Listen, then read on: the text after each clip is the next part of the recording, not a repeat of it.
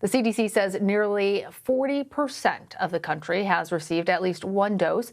About a quarter of Americans have been fully vaccinated. But new COVID-19 variants are outpacing the vaccines in some areas. CBS's Tom Hansen has more. The good news is vaccine rollout is moving along at a great pace. The bad news is the variants are emerging everywhere. Dr. David Ho has his eye on yet another variant identified in his Columbia University lab in New York City. It's concerning because it's spreading at a rate that is on par with the UK variant, and we know the UK variant is more transmissible and more lethal.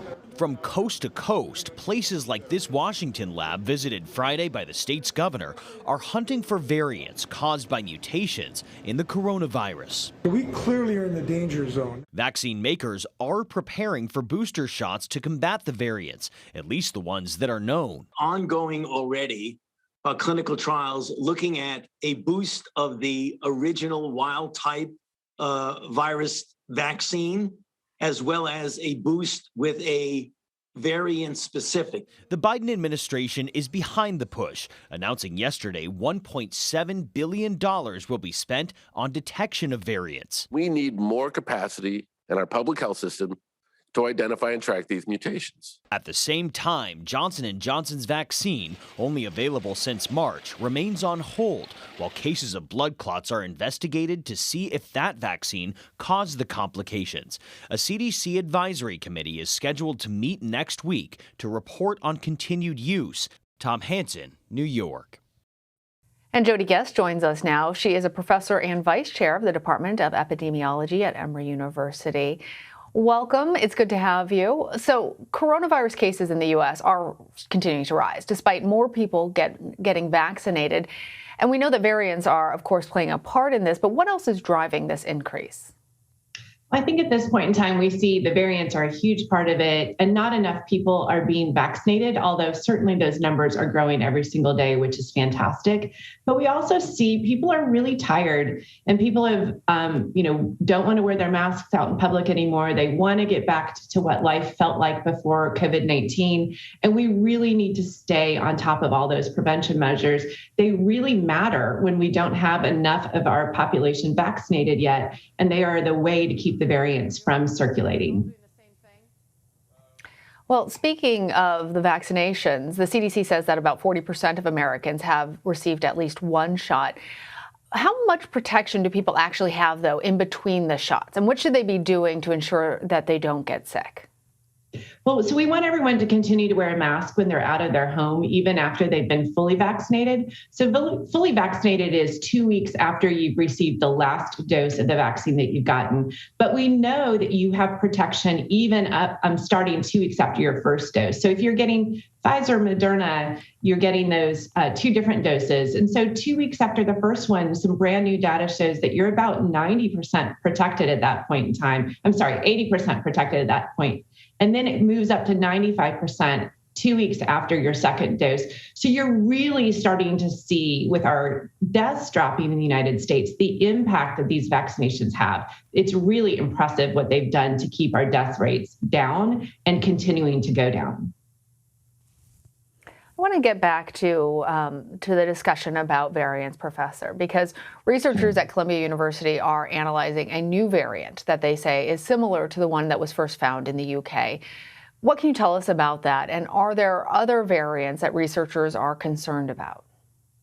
So variants are cropping up across the entire world, and Columbia is certainly leading some of the best data that we have in the United States looking at our variants. What we know is we're really in a race. We're in a race against these variants and to vaccinate. So the more circulating virus we have out in the world, the more the variants are cropping up and popping up. And then the terrible side effect of that is the vaccines don't necessarily work as well against some of these variants. So the faster we vaccinate now with the vaccines we have, the less we'll see these variants circulating and the better these vaccines will work. It's really a vicious cycle that we have going on. Because as the vaccine continues to populate and infect new people, that's more opportunities for mutations and variants to emerge. So that's right. where the race becomes important to get people vaccinated before new variants come out. But along those lines, Pfizer is now saying that people will likely need a third dose of its vaccine 6 to 12 months after the second shot. What isn't clear to me, and I'm hoping you can help us understand this, is this a booster shot or another full round of inoculations because of these variants? So hopefully it will be a booster. And again, this is really a result of the variants popping up and becoming more common, the need for this.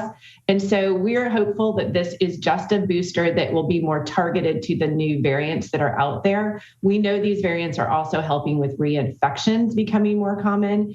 And so Pfizer definitely came out this week and said that they anticipate that there will be the need for this. Moderna is also working on a combined flu and COVID-19 vaccine that might be coming out as well. And so we look forward to some data on that. Well, health officials have also made a note of breakthrough cases, those infections in vaccinated people. What do the data on those cases tell us? Well, we know that breakthrough cases are going to happen. These vaccines are not 100% effective. They are incredible. 95% protection is really beyond what we ever would have anticipated and could have hoped for, but that's still not 100%. And so right now we have seen about 5,800 cases of what we call breakout cases, and they're very, very rare, but they do happen. So far, there doesn't appear to be a particular pattern of who these cases are, no real differences based on age or gender or where they are, but the CDC is certainly tracking that and also looking to see if these are particular variant cases that are breaking through these vaccines. And it would make sense that the variants are having some pretty big influence on this. That's a really interesting point that we're going to have to continue to follow up on. Jodie Guest, thank you. Thank you so much for having me.